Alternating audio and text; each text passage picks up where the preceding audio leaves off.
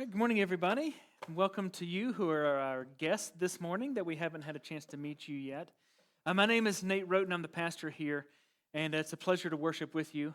And it's awesome to see the snow outside. It was getting a little depressing seeing the heat. Like, I normally want the heat, but when it's January, I want the snow, at least a little bit. So I'm glad to see that. And we're celebrating my wife's birthday, and she loves snow, so I'm really excited. Anyway, you don't need to hear that. You came for the sermon, didn't you? So I love this song that we sang, especially that last line about us and our desperation. That really is at the core of the passage of Scripture that we're going to read today, is recognizing our desperate need for Jesus.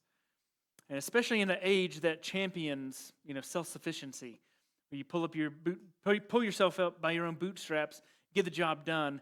When we live in a culture like that, it's easy to forget just how dependent we are on God and His grace. And so we certainly see that in the story that we're going to read about today. So as we begin, I just wanted to ask you to think about a time maybe that you've had prolonged suffering or that you've had to persevere through a difficult stage of life. Have you ever walked through a season like this where it just does not seem like there's an end to whatever issue is happening? And you've suffered for so long, and God has seemed so silent, you begin to wonder if God even sees you at all, or if your prayers are just kind of echoing into a void and He doesn't hear you. Is it just me, or has anybody else in the room ever been through a time like that? Well, I think we all. You live long enough as a Christian, you're going to experience times like that. And today we're going to meet a woman who has gone through something that I don't know that any one of us in the room could really, truly understand or appreciate. She suffered for 12 years in extreme circumstances, but her story reminds us that because even when times when God is silent, it doesn't mean He's absent. And sometimes I think we conflate those two things, where if I don't hear from Him or I don't feel His presence, He's not with me. But oftentimes there's a design to that. God uses that to draw us closer, and we're going to talk about that today. But this woman suffered for 12 years in isolation and shame with a medical condition. And that story is intertwined with another story of desperation, another story of extreme need that even goes far beyond the limitations of sickness, even to hopelessness and death itself. So let's read together. We'll be in Mark chapter 5, starting in verse 21. We're going to read these two stories together. And then we're going to talk about both of these stories together. And so we'll unpack that after we read. So Mark chapter 5, starting in verse 21. When Jesus had crossed over again by boat to the other side, a large crowd gathered around Him while He was by the sea. One of the synagogue leaders named Jairus came, and when he saw Jesus, he fell at His feet and begged Him earnestly, "My little daughter is dying. Come lay your hands on her so she can get well and live." So Jesus went with him, and a large crowd was followed and pressed in against Him. Now a woman suffering from bleeding for 12 years had endured much under many doctors. She had spent everything she had and was not helped at all. On the contrary, she became worse. And having heard about Jesus, she came up behind Him in the crowd and touched His clothing, for she said, "If I just touch His clothes, I will be made well." And instantly her flow of blood ceased, and she sensed in her body that she was healed of her affliction. Immediately Jesus realized that power had gone out from Him, and He turned around in the crowd and said, "Who touched my clothes?" And His disciples said to Him, "You see the crowd pressing against you, and yet you say, 'Who touched me?'" But He was looking around to see who had done this. And the woman who, with fear and trembling, knowing what had happened to her, came and fell down before Him and told Him the whole truth. "Daughter," He said to her, "your faith has saved you. Go in peace and be healed from your affliction." And while He was still speaking, people came from the synagogue leader's house and said, "Your daughter is dead. Why bother the teacher anymore?" And when Jesus overheard what was said, He told the synagogue leader, "Don't be afraid, only believe." He did not let anyone accompany Him except Peter, James, and John, who's James's brother. And they came to the leader's house, and he saw a commotion, people weeping and wailing loudly. And he went in and said to them, "Why are you making a commotion and weeping? The child's not dead, but asleep." And they laughed at him, but he put them all outside. And he took the child's father and mother and those who were with him and entered the place where the child was. Then he took the child by the hand and said to her, "Talitha koum," which is translated, "Little girl, I say to you, get up." Immediately the girl got up and began to walk. She was 12 years old. And at this they were utterly astounded. He gave them strict orders that no one should know about this, and told them to give her something to eat. So this is one of our longer passages of Scripture. And they're two separate stories. And we could have maybe told one story this week, and then the next story next week. But God intentionally put these two things together. We have, like as we've been talking about, a Markan sandwich, which is where this is a literary device where Mark intentionally takes one story, cuts it in half, and then inserts another story in between that so that we can benefit from the collective wisdom of both stories while we know that both the stories individually have knowledge and application. But there's something intentional that we can glean when we see these two woven together. And so that's what we're going to talk about today. So we've gone through two sandwiches already. So this is our third Markan sandwich. So we have the story of Jairus. So I think we had maybe a peanut butter one, and then a club sandwich last time, if I remember right. So today's going to be a Reuben, right? Got to love the imagery. So the story of Jairus, when he comes, he has a sick daughter.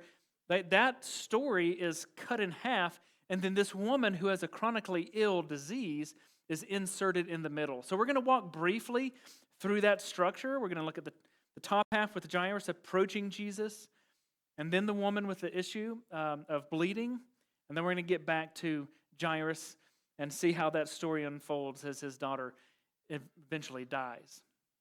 So, on this top layer,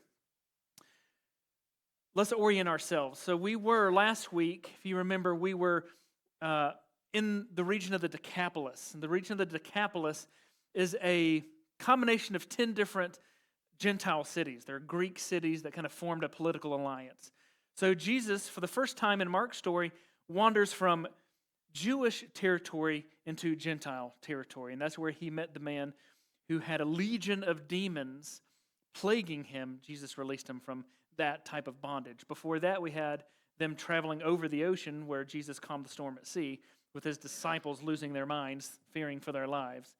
So I mention that because I'm going to reference both of those stories.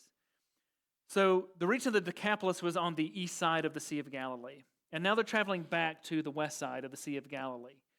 We don't know what city, probably Capernaum, because that's where Jesus has entered into the synagogue multiple times before in the story.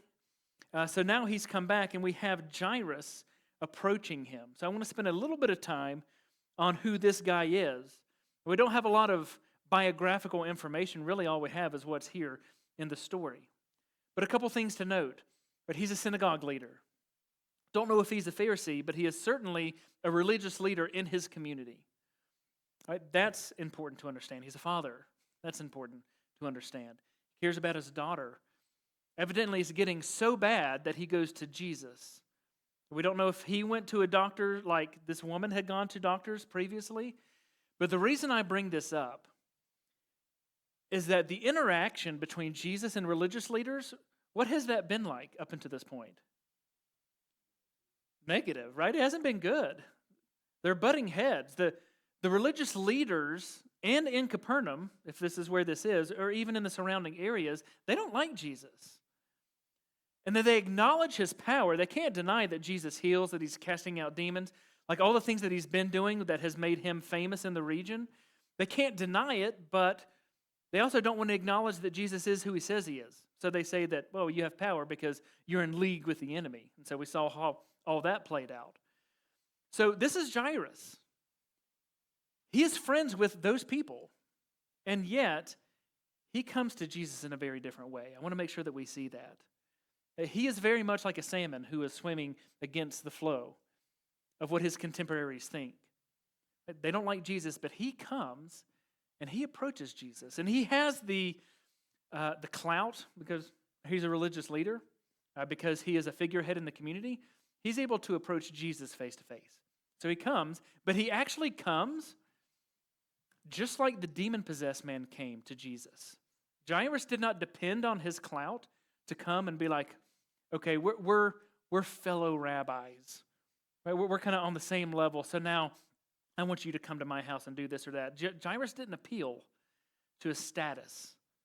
He didn't appeal, right, to his religious education as putting himself on par with Jesus. He came and he knelt because he recognized that only Jesus can solve his problem. He came in desperation, like what we just sang. Right, so his approach matters.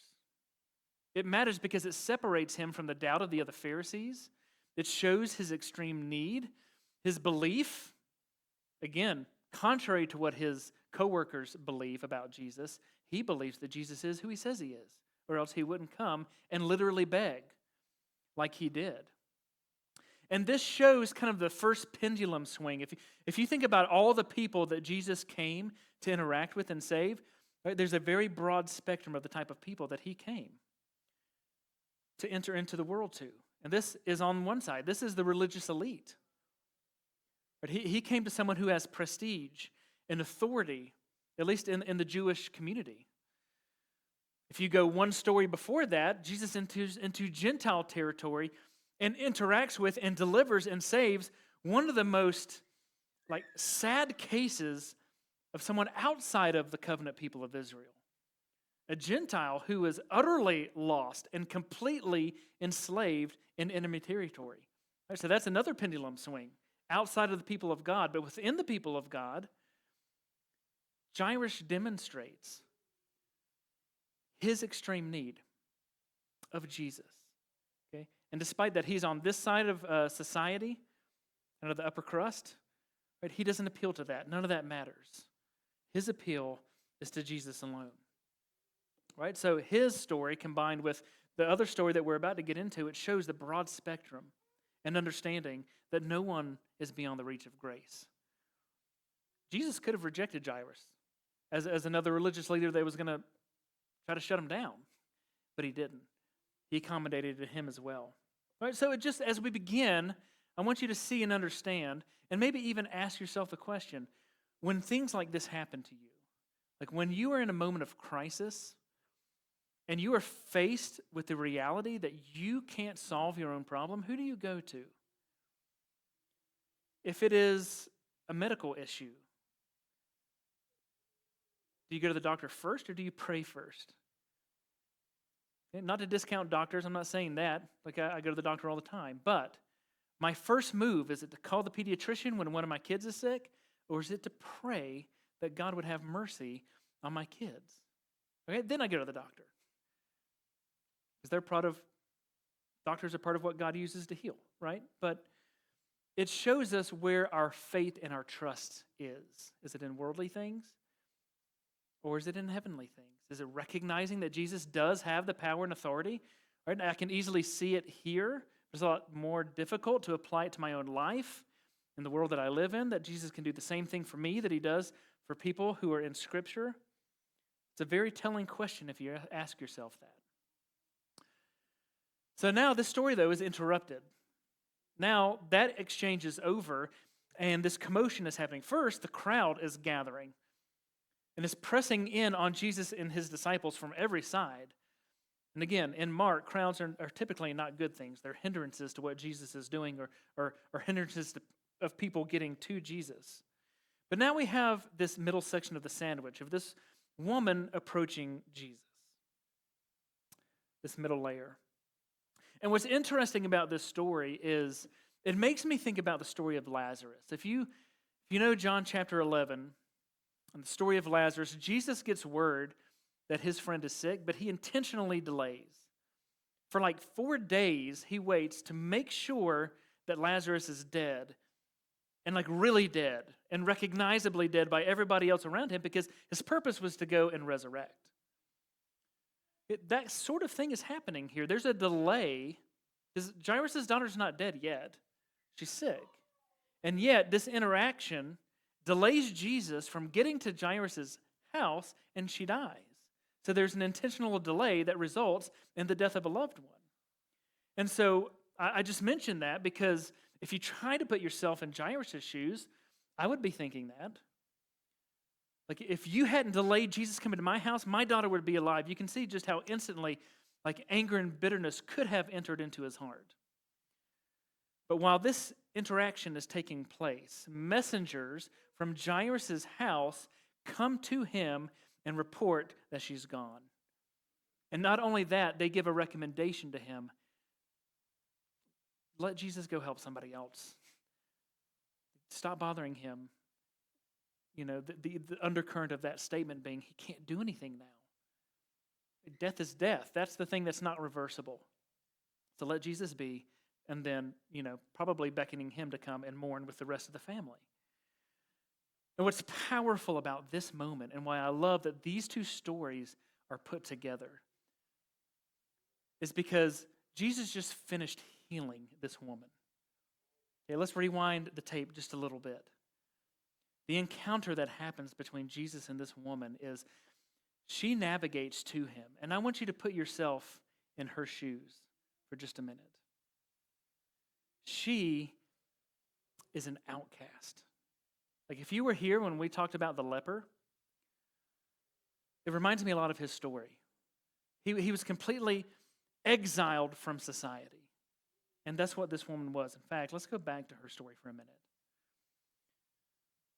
She's an outcast. She has been in isolation for 12 years. I don't know if you've ever felt that level of extreme loneliness. I think we kind of felt that in part when COVID hit, like at the beginning of that, when no one knew what this thing was and everybody was encouraged to isolate. And that went on, for some of us, that went on for a long time, right? That went on for months, maybe even up to a year. 12 years she could not be in public because her issue of this bleeding, in all likelihood, this was a menstrual bleeding. That means that she was ceremonially unclean. She could not enter into public. And if she even got near people, she had to announce that she was unclean. So she lived alone. At least the leper probably had other lepers that he could be in community with. She had nobody for 12 years. That's over a decade of extreme isolation. Just think about that for a minute. Think about the impact that would have on your social and your mental health. Then you loop in the ceremonial regulations that she can't. Not only can she not be in public, but she can't have church. You kind of try to equate it to what we do today. We come here, we gather, we praise and worship like we just did. We learn from the word. She cannot go into the temple. She cannot worship with other fellow Jewish believers. She is cut off from religious activity. Not to mention all of the physical issues that she's dealing with the constant flow of blood and what that would do just with your hydration and other medical aspects to your health that she's dealing with.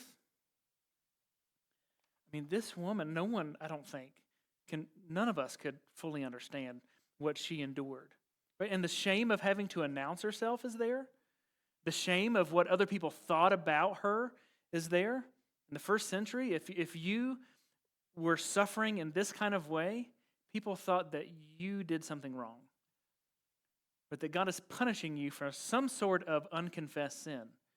And those of you who were going through the collective Bible study together were in the book of Job. It's exactly what his friends were saying. Job, admit it. What did you do to incur the wrath of God like this? And Job's like, I didn't do anything. That's what this woman is having to defend herself against. Of the stigma of hidden sin because of her suffering. And she's poor. She's destitute. She has spent everything that she has on doctors. We don't even know if she has a house. She is, in every understanding of the word, utterly destitute. And that's who approaches Jesus. So she's risking a lot by even being in the crowd in the first place. Because according to the oral tradition, right, you're a lawbreaker. Because she's entering into the crowd, she's not announcing herself, right? She, unlike Jairus, is coming in from behind. She's kind of sneaking into the crowd with the hope and the desire that maybe, just maybe, if I can just touch his clothes, then I'll be healed. And so this is very risky. I mean, because the crowd is pressing in on Jesus, right? She's touching people as she's navigating through the crowd. She's making them unclean. If she is found out, there could be severe consequences. And yet she doesn't let any of that deter her from getting to Jesus, because he is literally the only hope that she has for any semblance of meaningful life. So you have this amazing exchange that happens. Somehow she's able to navigate through the crowd, right? And she actually touches his clothes. And immediately, she's healed. That's amazing. She automatically, within her own body, sensed that the issue that has plagued her for 12 long, isolating years is now over. I cannot imagine what is going through her mind in the moment. Sure, it's a very heavy mixture of joy and terror happening at the same time. And immediately, when that happens, Jesus notices that power leaves him and has an effect. So he starts looking around going, who touched me? And his disciples are really confused because he's like, dude, there's a crowd. Everybody's touching you. What do you mean, who touched me? No, Jesus is like, no, something specific has happened in this moment. And whether Jesus realized it or not, because he's God, and he's using that as an opportunity for her to come forward, or in his humanity, he doesn't. That aspect doesn't really matter. What matters is her faith was effectual. Her faith had an effect when she came and recognized Jesus for who he was, and she recognized that only he could meet her need. That's when the miracle happened. So when Jesus asked that question, she realizes she can't stay hidden. She has to come forward. At this point, her terror is showing. She's terrified and trembling to actually come forward. Because remember, this is in public. This is a massive crowd that she just made unclean. And now she's having to admit that she was the one that got healed. And what did Jesus do? Did he look at her and be like, you just made everybody unclean. What are you thinking? No. He commended her. He explained what just happened. Your faith has made you clean. Your faith has saved you. And he calls her daughter. I think that's significant. We'll talk about that as we wrap up today. But the word for healed there is the Greek word sozo. It actually has a lot of different meanings. It has the meaning of physical healing, which is primarily how it's used here. That in her body, the illness is gone. But also, he calls her daughter. And there's a salvific aspect to that word, meaning that it's a healing in terms of our spiritual healing. And I think Jesus is alluding to the reality that faith in me, when you approach me in faith and desperation like that, you become part of the kingdom of God. You're now a daughter. I think both of those dynamics are happening. But he makes sure, for her benefit and the benefit of everybody around him, to say, your faith has saved you. It's made you well. He highlights the extreme nature of her faith. And you see throughout the Gospels, when he goes to certain towns, sometimes he's just kind of taken back. Like, I haven't seen faith like this. Sometimes he'll look at other people, like his disciples, on the sea in an extreme circumstance and be like, where's your faith? Why is it not there? Here he's saying, like, I commend you for your faith. There's a quote from one of my commentaries I want to highlight in this section. So it says, this faith here, by definition, especially if you look at the book of Hebrews, faith is confident trust in the unseen. In this circumstance, is faith in Jesus as the only one who can heal her. The quote is, faith derives its value not from the one who expresses it, but from the object in which it rests. Meaning faith is valuable not necessarily because she is the one that has it, but it's because it's the faith in the one who can heal. It's a demonstration of the value of who Jesus is.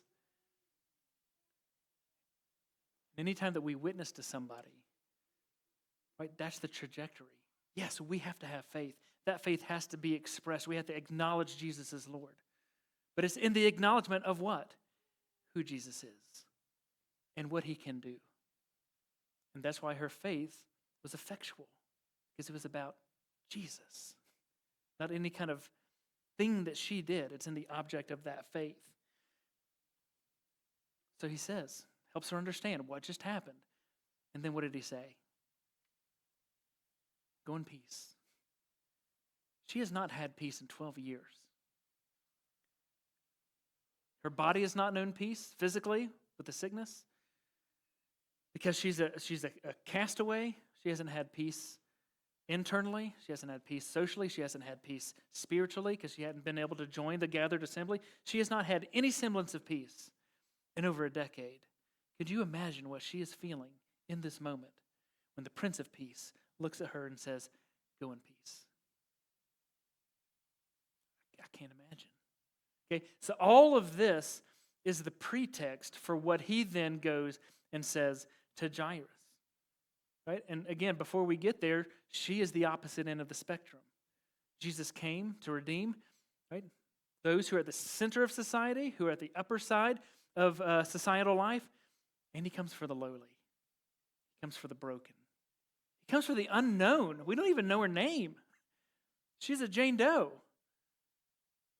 And yet, he came for her too. We need to see both sides of that. That's why we need to read these stories together. Because when he does come back to Jairus, when the story does come back full circle, and Jairus gets these stunning news, right, the gut-wrenching news, the news that causes you to lose all hope, that is when Jesus looks at him and says, do not be afraid, only believe. And in my mind, I can picture Jesus pointing to the woman and saying those very words. He's saying, Jairus, you, like above everybody else, like you're the one that studies the scriptures. You're the one that teaches in the synagogues. You're the one that knows all the attributes of Yahweh. You need to have faith like she has. You're not demonstrating it right now.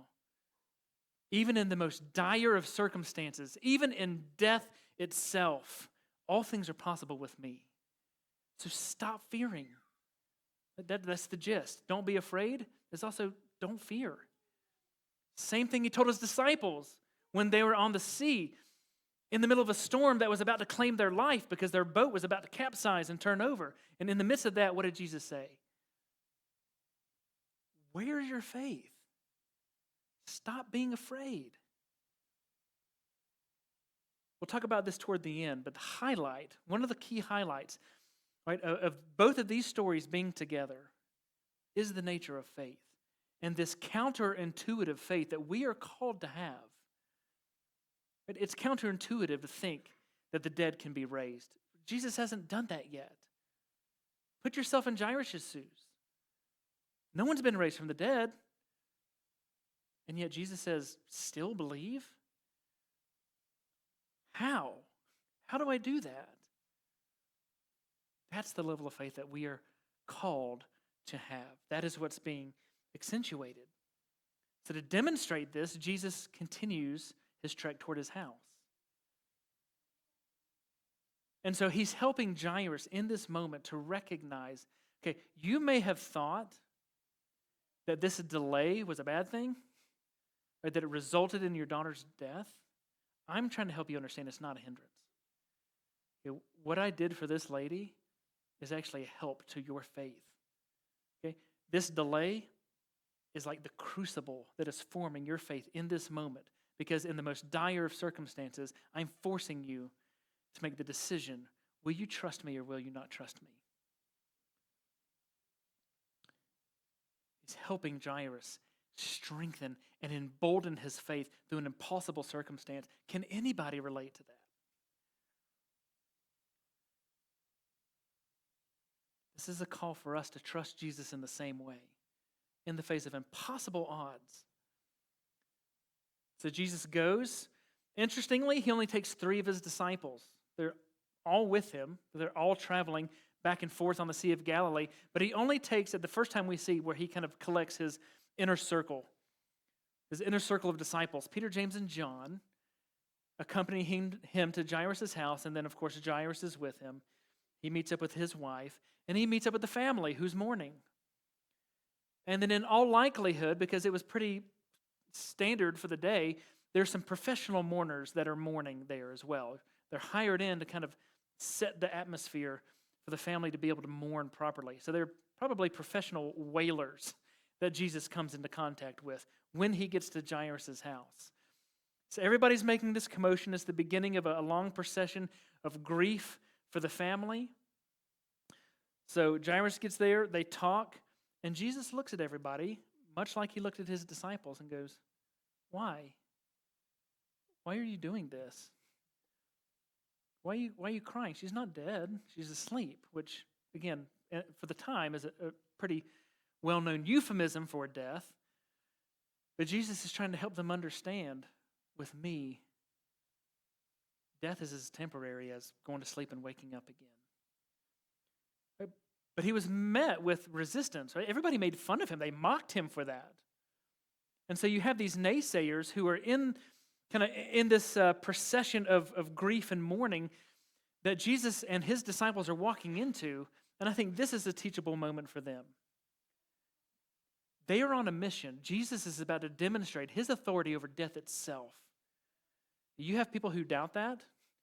You have people who are a hindrance to the mission. Just put them outside. There's wisdom at points to address people who are in doubt and opposing you. There's a time to just put them outside and get to the business at hand.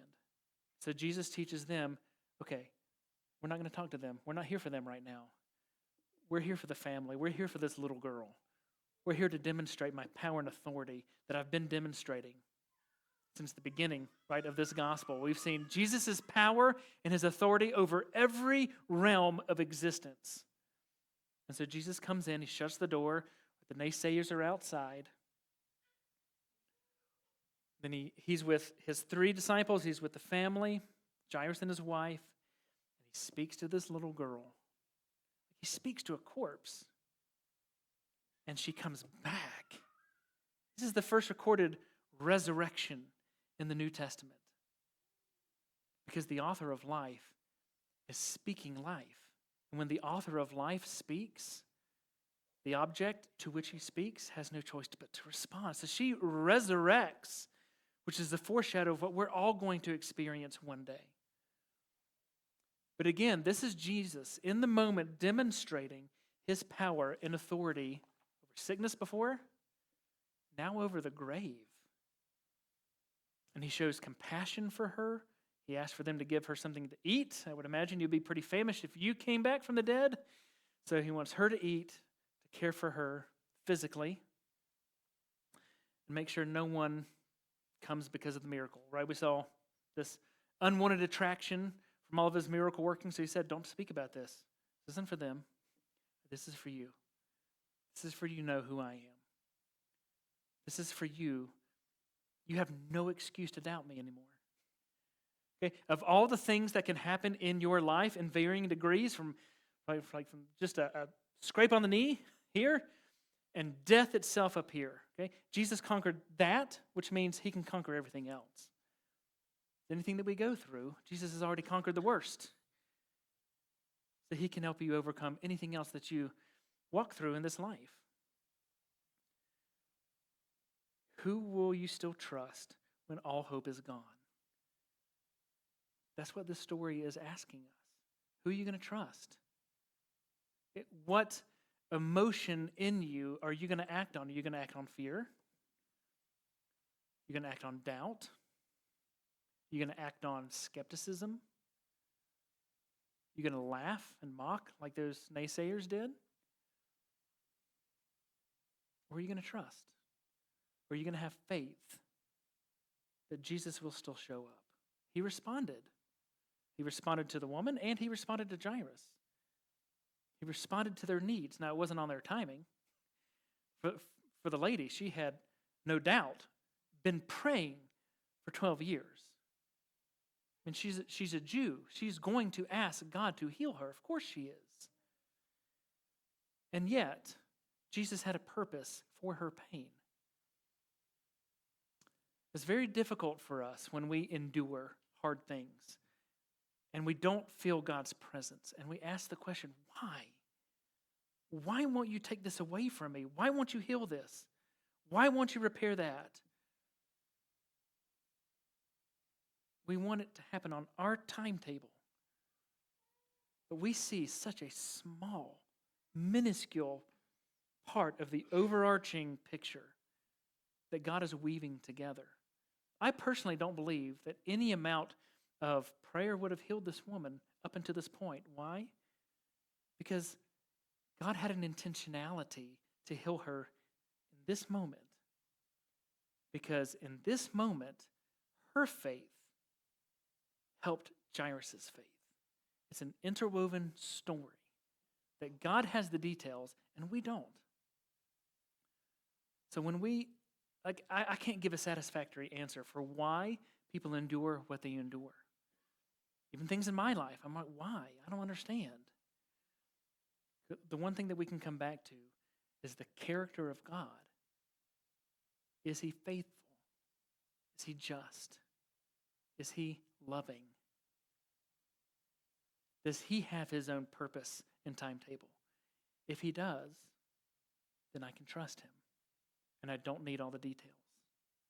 Trust and faith in him will give me the endurance I need to continue on until his timetable comes about. That's the only satisfactory answer that I can give. And stories like this help us understand that reality. God is faithful. He will move, and his purposes will be established.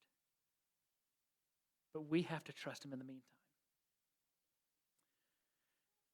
So now we're moving into, okay, here are the two stories. You've already heard about some applications from each. But what can we learn and glean from having these two things knit together? What can we learn that is more prominent when they're together than when they're separated? To do that, I want to call this part sandwich theology. Okay, what do we get with the sandwich that we don't get in the individual parts? So to do that, I just want to review some of the similarities, some of the differences, and then we're going to massage out some of the key themes. So what are some of the similarities between these two stories? Well, gender's one of them. The people who needed the miracle were both female. And you have Jairus' daughter, and you have the woman with the chronically ill disease. Right, so they were both women. They were both anonymous. We don't know the daughter's name. We don't know the woman's name. And so when you put these two together, it's kind of highlighting and accentuating people who are at the bottom of the barrel in terms of social class. Right? Men had higher status than women. People who were known have more status than people who were unknown. And they were both helpless. They could not do anything about their current condition. They tried. Assumably, Jairus tried to have doctors look at his daughter. This woman tried, probably for years, to have doctors heal her. They couldn't get the job done. So they were both in this extreme, desperate time of need, recognizing that they couldn't do anything about it. The number 12, interestingly, links these two people together. The woman had suffered for 12 years. And Mark points out, he goes out of his way, parenthetically, at least in my translation, says that she is 12 years old. So the number 12 is linking these two stories together, and it seems to be very purposeful. Now, I think that would be a great question for you guys to talk about in your life groups and in your discipleship groups of what does the number 12 mean? Why is God putting that there? Why is Mark linking those two things together?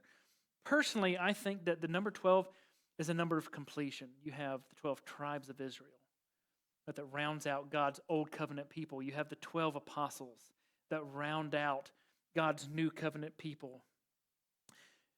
And if you think about it from that perspective and you look at their conditions, you have sickness and suffering. And you have death. The girl's lifespan was 12 years. The suffering of the woman was 12 years. And what happened to both of them? There was a completion to those things. In Christ, suffering is done away with. In Christ, there is life. You have fullness and completion only in Jesus. And I don't think that we would necessarily see those things if they were not connected and highlighted. So the number 12 is prominent. So is their status in the kingdom. They're both called daughters. One's a daughter of Jairus. The other one is called daughter by Jesus himself. So you have the family of God theme that is happening with both of these stories. So when we put them side by side, like we see the redemptive nature of Jesus, that he's calling people who are not his people, into his family. Right? From the best, the highest of society, to the worst and most lowly of society. That's the spectrum. When he comes, no one is left out. Anyone can come to Jesus and have fullness and have life. Okay, what else is similar? I put purity, but really they're impurity. They're both ceremonially unclean. The lady with the flow of blood, that made her ceremonially unclean. The daughter, when she was sick, sickness makes you unclean, and death definitely makes you unclean. So being dead, you can't touch a dead body according to Levitical law, or it makes you unclean. Okay, so what do we do with that? Well, look at what Jesus did. Now, we all live in a world that is fallen. Okay, what happens in a fallen world with sickness and disease and death? And there's a reason why doctors wear gloves and they wear masks. Why do they do that? Because when they come in contact with a sick person, they don't want to get the sickness. Right? Because it's almost always a one-way street. Like if you're sick and I come in contact with you, my health doesn't transfer to you. Your sickness transfers to me. That's how it works in a fallen world. But not so with Jesus. He touched both of them. And his purity, his wholeness transferred to them and made them clean. The theology of the fullness of Christ and what he came to do for his people. Again, we wouldn't get the fullness of that if we didn't see them together. So what are some of the differences? Well, gender's a difference too. Jairus is a guy, and the woman is a female. And so God came, right? For those who have more prominence, they have male and female, right? There's only two genders. Let's make sure, clear on that. And he came for both. And then accentuated within that is their level of influence, right? Their clout and their status in society. Jairus had it all and she had nothing. Jesus came to them both. He answered the prayers of both. And even in their approachability, Jairus comes face to face. She comes in from behind in shame. It doesn't matter how you approach him, just as long as you come to him. He will set you free and he will bring new life. Okay, so all of that kind of rounds off into 3 points that I want to end with today. It's 3 key points. The first one, like I said before, is about faith. But there's a trajectory to having faith. One, it's a gift of God. But 2, we see this in both stories. Both of them are in humble circumstances, and they demonstrate their humility. Jairus comes and he kneels before Jesus. He goes against what his co-workers think about Jesus, recognizes that Jesus is the Son of God, not from the enemy, not his powers, not from Satan. And he literally bows down before Jesus in humility. She comes in shame and guilt, but resolve, and comes in from behind because she doesn't feel like she can approach him face to face. Both of them demonstrate humility, and both of them demonstrate humility in desperate circumstances. Humility, desperation are strong drivers of faith that cause us all to act in faith when we recognize that Jesus is the only one who can save me. He's the only one that can reconcile me back to God. He's the only one that can redeem this circumstance, right? Fill in the blank for yourself. Only Jesus can. When I come to that point of realization, it's because I'm now humbling myself to approach and beg someone who has a higher authority than me, high authority in my own life, and I'm desperate because I know only He can fix it. The nature of faith, especially when you witness to somebody else, when you proclaim the gospel, that's why you never leave out sin. And that is not a popular thing to talk about in our world today. But what else is going to help you recognize that you're the one that broke your relationship with God by your sin? Makes you an enemy of God. Okay? When I break my relationship with God, there's nothing I can do to repair it. I've offended the perfect and holy God, and I stand condemned. And yet it's His grace that has made a way for me back to Jesus. We have to have that in our gospel proclamation. We have to have that in our own daily walk, recognizing I'm desperate every day for the grace of God to sustain me and to strengthen me and continue to build me and sanctify me.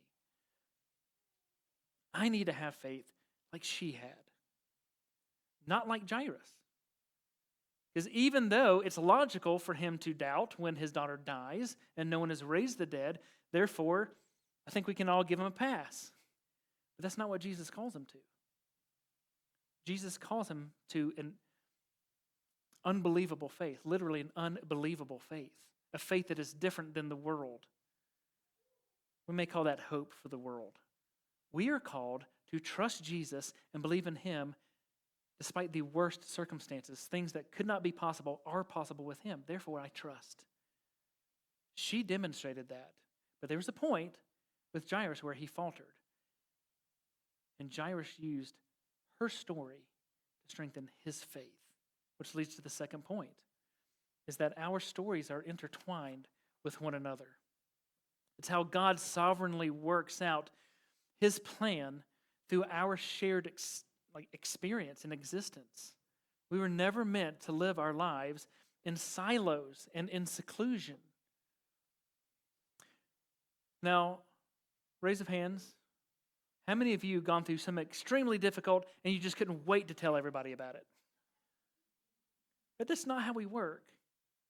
When I go through something difficult, I usually keep it to myself and I try to fix it. I think that's just how we're all wired in our fallen state.